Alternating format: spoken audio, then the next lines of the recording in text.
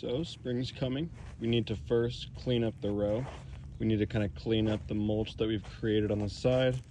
And then we need to plant some cherry bushes. Yes, that's right, they're sand cherries, so they only grow about 7 feet tall if you're lucky.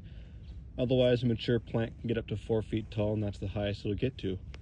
Producing a lot of fruit. Let's get this started.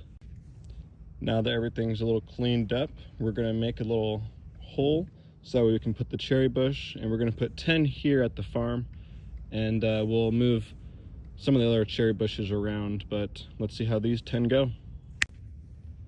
The bigger the plant, the deeper you want to dig. So the ones that I have are about 1 foot to 2 feet big. The roots are about maybe 6 inches. So right here we have about 1 foot deep by 1 foot wide, and that'll give us enough space. Ooh. You can see that there's a few worms in here, which means that there's enough compost in here that it's active soil, which is really good for the plants. We'll start putting each one into each hole. Right here we have 10. We have some stakes, so that way we can vine some copper wire through it, and that'll help keep the deer away. Let's get it going. Really quick before we get too far involved, here is the sand cherry. We got 20 of them here. You can see some of them have already started to bud out and sprout. Ooh, we got a broken one. And so we'll see how they work.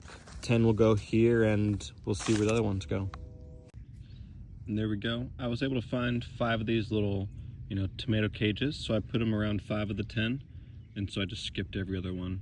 But we have the ground finished, the plants are planted, and then we created these little mounds so that way the water, as it's coming in, it can just kind of stay there and settle.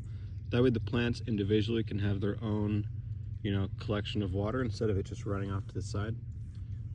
We're going to bring in some mulch, and then we're going to mulch the area, and then we're going to bring in some electric fence, and we're going to electrify each line. So this line will be the first one that we put on electric, and then we'll go from there.